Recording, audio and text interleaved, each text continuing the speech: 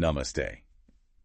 The AI Samachar, bringing all India's stories to life with cutting-edge AI. Today's date, 25th January 2025. Okay. Got a lot to get to today. Yeah. Tragic explosion. Right. Some political controversies. Yes. Yeah. And even some exciting sports. Yeah, let's jump right in. Okay, so first up, we have some breaking news that's just come in from Maharashtra. Yeah. It's about a massive explosion at an ordnance factory. Right. That has unfortunately resulted in multiple casualties. Oh, wow. That's awful. Yeah. It is. It's, these types of industries are so important, but they can also be so dangerous. Mm-hmm. And it looks like the response has been massive. Yeah. 12 fire brigades. Wow. 15 ambulances. Oh my goodness. They've even deployed heavy duty cranes to the site. Wow. That's a really big response. So. Yeah, it really speaks to just the magnitude of this tragedy. Yeah. And tragically, 8 lives have already been lost. 5 injured. Yeah. And, the search is still ongoing. And, of course, investigations are just beginning. Right. Yeah, they'll need to figure out what caused this and make sure it never happens again. Exactly. It's a difficult situation all around. Right. Now, shifting gears a little bit to the political landscape. Sure. There are a lot of concerns being raised about the safety of Delhi Chief Minister Arvind Kejriwal. Right. And his party. Okay. The I Am Admi Party, or AAP. Yep. Are alleging that there's a conspiracy to harm him. Uh-huh. Well, yeah, especially with the elections coming up, I can see why they'd be concerned. Right. And so they're actually calling for his Punjab police security detail to be reinstated. Oh, okay. They're claiming that the security measures that he currently has in place just aren't enough. Yeah, no, it's certainly causing a stir, isn't it? It is. And of course, on the other side, you have the BJP who are dismissing these claims. Mm-hmm. They're saying that these are just baseless accusations. Right. And so, it's creating a lot of tension. Yeah. Yeah. It's getting pretty heated between those two. Yeah. It's definitely going to be interesting to see how all of this plays out over the next few weeks, leading up to the election. Absolutely. Now let's talk about something that you flagged for us. Yeah. Which is the Balswell landfill. Yeah. In Delhi. It's a pressing issue. Right. And a really important one to talk about. Yeah, and a tough one, honestly. This landfill, it's massive. I mean, we're talking like a mountain of trash. It's like 62 meters high, Oh, wow. Yeah. And it's just casting a shadow over everyone who lives there. It's like this constant reminder. I can't imagine what it's like. Not just to see it every day, but to live with that. Yeah. And the smell, I mean, stench alone is just, it's suffocating. But even worse, it's causing all sorts of health problems for the residents. Yeah. I mean, we're talking respiratory problems, skin diseases, stomach ailments. I mean, oh my God. It's really a terrible situation. It's awful. It's awful. Now, switching gears to international news, there are rising tensions between the U.S. and Russia. Yeah, I saw that. Over nuclear arms control, actually. Right. And this obviously has implications for, for everyone, really. The whole world. Yeah. So. It's kind of a big deal. Well, so Putin, he's accused the U.S. of abandoning the New START treaty. Right. And, that's a pretty big deal because that was designed to limit the number of nuclear warheads that each country could have. Yeah. So, it's really a vital agreement. It is. For everyone's safety. And so for him to just come out and accuse them of abandoning it, that's a little unnerving. It is. It is. And then to make matters even more complicated, former President Trump, speaking at Davos, actually said that China should be included in any future talks. Okay. About nuclear arms. Yeah, that that changes things. I mean, would that be a good thing or a bad thing? Like, would that stabilize things, or would that, potentially make things worse? Right. We need to think about this. Yeah. It's a big question. It is a big question. All right. Well, let's move away from these intense topics for a little bit and get into sports. All right. Sounds good. So, the Indian men's hockey team, the Tigers, recently faced a tough challenge. Okay. They played against the Belgian Lancers. Right. I actually I saw some of that match. Oh, did you? It was pretty exciting. Lots of action. Yeah? Yeah. I mean, you know, the Lancers, they ended up winning, but the Tigers really gave them a run for their money. They did not make it easy. Well, you flagged a couple of standout performances for us. Yeah. You mentioned Jugraj Singh. Yeah. And skipper Rupinder Pal Singh. Right. So what were some of the key moments for you? Oh, Jugraj Singh, he had 2 goals. Wow. Which is pretty impressive, especially that one in the 10th minute. Yeah. I mean, he tied up the score. It was it was a really great goal. And then, you know, you had Rupinder Pal Singh, just his leadership and that powerful drag flick he's got from the penalty corner was really crucial. I mean, he was really holding the team together. Yeah. Sounds like it was a really exciting match to watch, even though, you know, they didn't come out on top. Right. It happens. I mean, but they really showed everyone that they're a force to be reckoned with. I mean, they're a real contender on that world stage. For sure. Yeah. Now, switching gears to a bit of a lighter topic, you know, you've included some news about a cultural center in Jaffna, Sri Lanka. Right. It's the India-built Jaffna Cultural Center. Okay. And it looks like they decided to rename it. And it sparked some debate. Yeah, you know, I mean, renaming something like this, it can be tricky. It can be. Yeah. It can be. Yeah. You know what I mean? Yeah. And so initially, they wanted to call it the Thiruvalluvar Cultural Center. Okay. Which, you know, that's in honor of Thiruvalluvar, who was a really revered camel figure. Right. But that didn't go over so well. It didn't. No, I mean, a lot of people, they felt like the original name, you know, it represented the history of the place. Like, they didn't want that to be erased. It's understandable. Right. Yeah. So it was a tough situation because, you know, both names, they have their own cultural significance. Absolutely. So so what did they end up doing?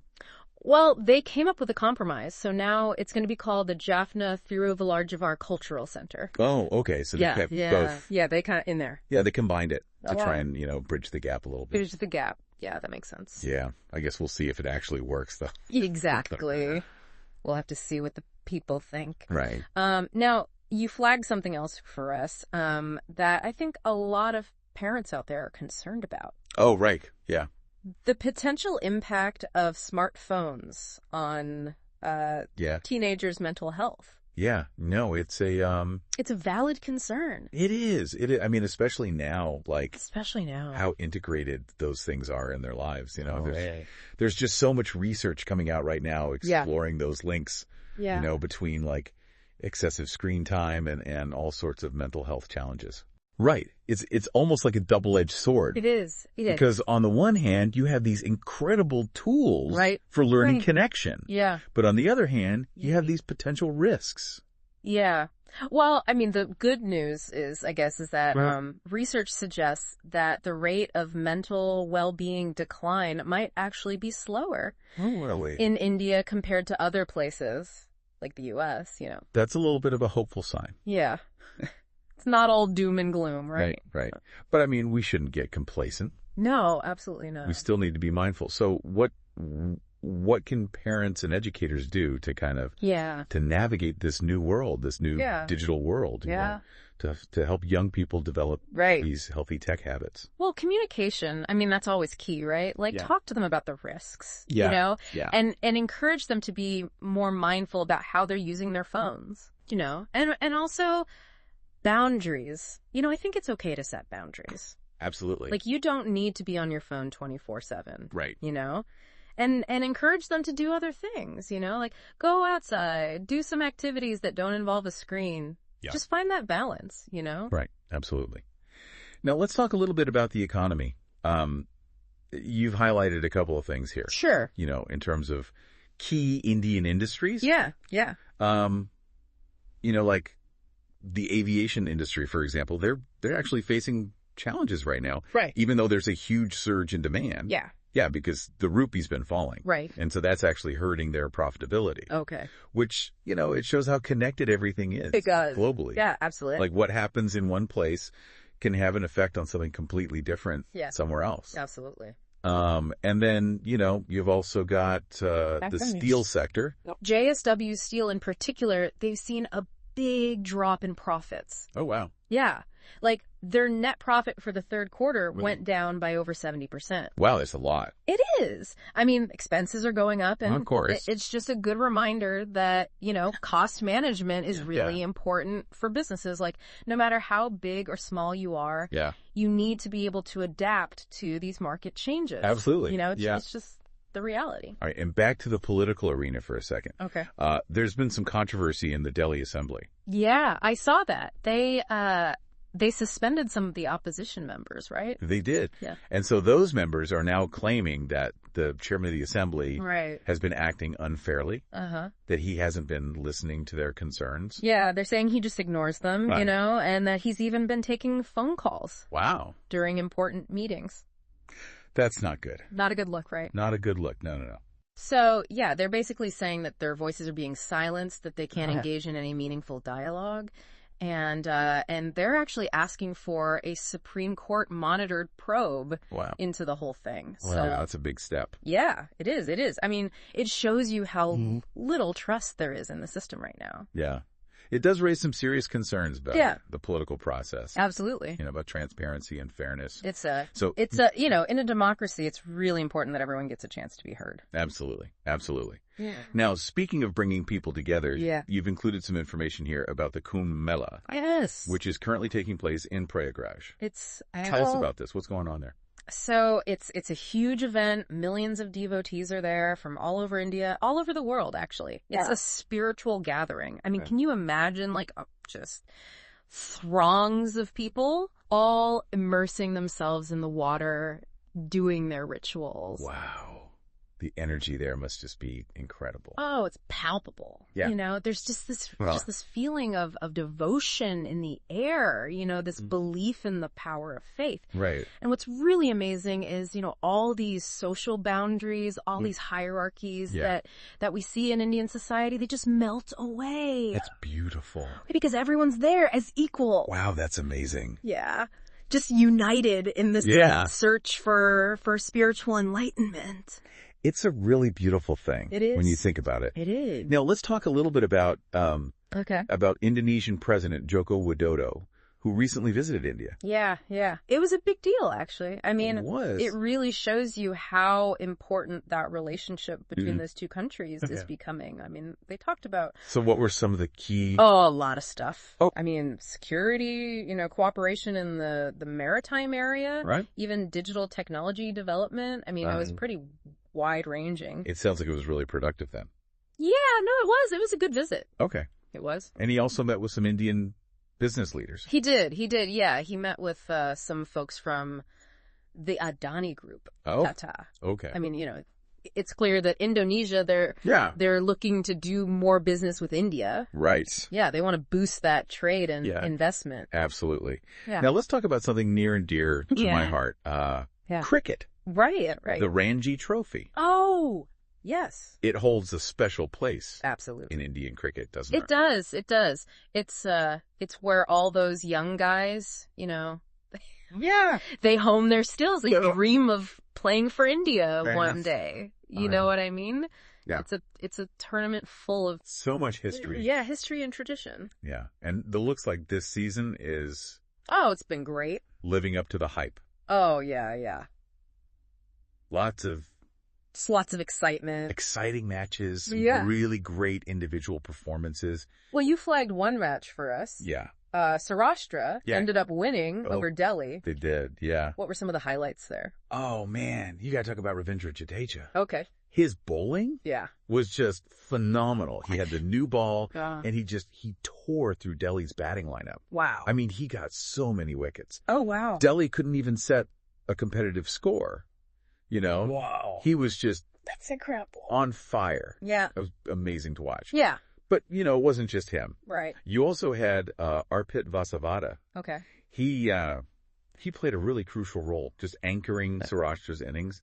He had this well-paced half-century. Just, he was so composed. Right. just building partnerships, you know. Putin. It is. Yeah. It was a real team effort. Yeah. Sounds like it was a good one to watch. Oh, it was a great match. But, you know, the Ranji Trophy, it's always a platform, you know, where you see these new guys, you know, really shine. And then these established stars, they come out and they show everyone why they're still at the top. You know, it's the backbone of Indian cricket. It really is. Absolutely. Now let's switch to chess. Oh. Where there has been a bit of controversy, shall we say, involving Magnus Carlsen. Right, yeah. I saw that. I mean, he's a big name. He's a big deal. In chess. Yeah. So, what happened? Well, so, at the World Rapid and Blitz Championships, his behavior was a little, questionable, yeah, I guess, but, I mean, it's, you know, there's been a lot of talk about it. Okay. A lot of people think it was unsportsmanlike. Okay. You know, but then you've got other people who are like, no, this is just Magnus being Magnus. Right. So what did he actually do? Well, I mean, he got into it with another player. Oh. Like they had a little heated exchange. Oh, right. And then, you know, he didn't really follow the dress code. Oh, wow. Okay. Yeah. I mean, even the CEO of the International Chess Federation came out and he said it wasn't befitting of a champion. Right. I mean, it's a tough one because on the one hand, you know, sportsmanship and respect are so important. They are. But on the other hand, you have his passion and intensity, which are also part of what make him such a great player. Right. I mean, if he wasn't so intense, maybe he wouldn't be as good. Yeah. You know what I mean? But then again, maybe he's got to keep it in check a little bit. A little bit. You know? Yeah, that's true. It's all about balance, right? It is. Now, Novak Djokovic. Oh, yeah. One of the greats. Yeah. Has made a surprising announcement. He did. That was a bit of a shocker. It was. Yeah. So, after his semifinal exit from the Australian Open, which was a little bit disappointing for him, I'm sure, considering his track record. He's actually hinting that he may have played his last match at that tournament. Yeah, you know, I mean, the guy's won the Australian Open 9 times. 9 times. 9 times. And a lot of people think he's still at the top of his game. I know. He keep winning. Easily keep winning. Yeah. Yeah. So it was So why? What's he saying? Well, you know, he's talking about fitness, motivation, you know, just wanting to spend more time with his family. Okay. All that kind of stuff. Yeah, those are all very valid. Yeah, and at some point, you gotta prioritize things in your life, right? It would be a big loss. It would be. Yeah. For the tournament. It would be. Yeah. I mean, but it would also I completely understand. Yeah. I get it. Yeah.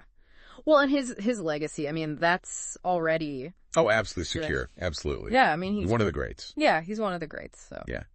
Now, switching gears a little bit, we want to highlight a story about Bihar. Okay. And specifically about efforts to promote and nurture sporting talent in Bihar. Yeah, that's... because, you know, Bihar has often been overlooked. It has. When it comes to sports. And, you know, they deserve more attention. Like, they have so much potential. They do. Yeah. So there was this event, this Sports Star Focus, Bihar Conclave 2025. Oh, right. Yeah. It brought together a lot of big names in the sporting world. And they were discussing ways to kind of move things forward. You know? Just how to develop sports in the state. In the state, right. And one of the key takeaways, it seemed, was this idea of taking a holistic approach. Yeah, holistic approach. Right. Yeah. So focusing not just on right, not just the elite level competition. Yeah, the top guys. But also grassroots training. Right. Building the infrastructure. Yeah. Really. A little system. Yeah. Yeah. Creating a system. Yeah, because if you don't have the foundation, then, the top's not going to be as strong. Right. Yeah. Yeah. And I mean, with India wanting to host the Olympics in the future, Bihar could play a bigger role. Yeah. I mean, they could definitely play a bigger role. I mean, they have a lot to offer. Yeah, absolutely. And, sports, it can be so transformative. It can. For people, for communities. Absolutely. Absolutely. All right. Now, back to the Delhi Assembly. Oh, right.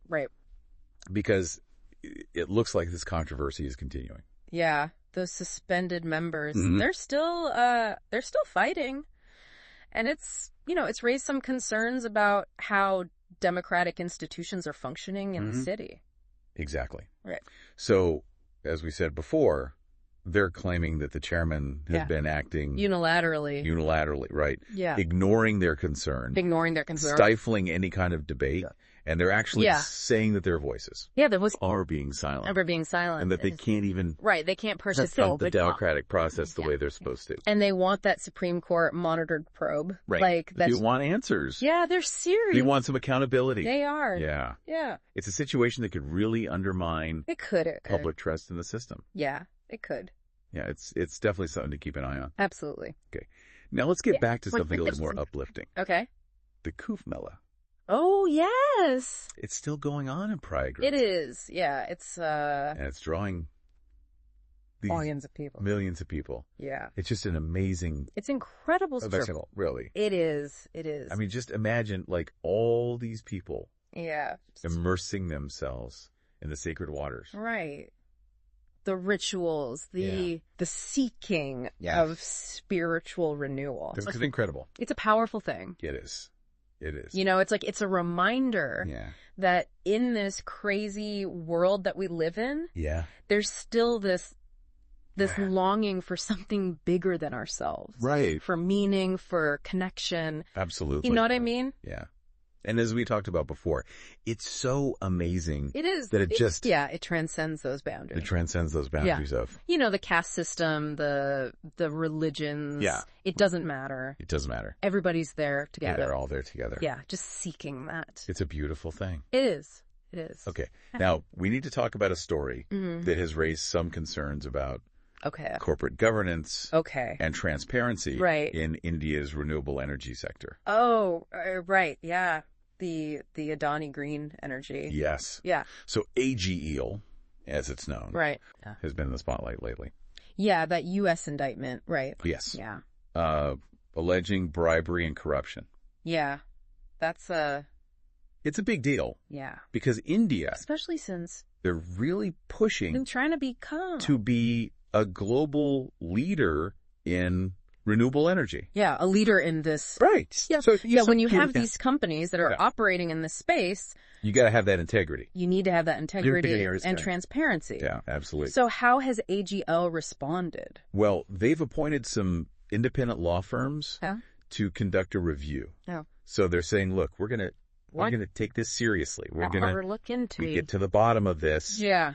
And make sure that we're doing things the right way. Which, I mean, that's a good sign. It is a good sign. Right. They're not just brushing it off. Yeah, that they're willing to address it. Yeah. Well, I think everyone will be watching. Oh, for sure. Very closely. Yeah. The investors, the regulators, I mean, even just the public. Yeah. They're all going to be paying attention. Because, reputation, that's a hard thing to build back once you've lost it. Absolutely. Yeah. Especially in a sector that's... Yeah. Especially in a sector like this. So... crucial. Yeah, it's the future, really. Yeah, exactly. Yeah. Okay. Now, switching to a story that's, it's sparked a lot of outrage and condemnation, really. Yeah. It's the Trump administration. Right. And their decision to launch the largest mass deportation operation in history. Yeah. No, it's... I mean, this is obviously... ignited a huge debate about immigration, about human rights. Yeah, I mean... about how we treat migrants. It's a really sensitive issue. Yeah. So the administration is defending their actions. It's about enforcing the law. Right. About national security. Right. They've even declared a national emergency. Yeah, at the southern border to kind of justify. Yeah, so they can deploy more resources, more personnel, to really go after this. Right. But on the other side... Right.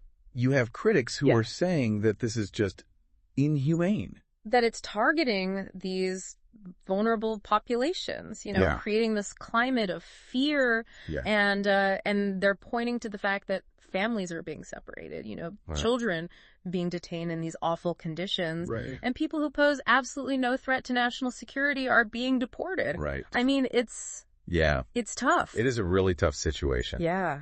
I mean, it brings up all these questions about justice, compassion. Right. You know what I mean? Absolutely. Like, what are our obligations as a nation to people who are just trying to find a better life? Exactly. It's a really complex issue. Yeah, it's really complicated. And it's definitely dividing America right now. It is. It's a big issue over here. Yeah, it is a big issue. All right, now to a story that highlights the need for cultural sensitivity. Right. And really for inclusivity when it comes to, matters of heritage and representation. Oh, right.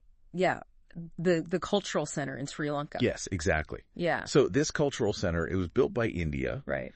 And it was originally called the Jaffna Cultural Center. Okay.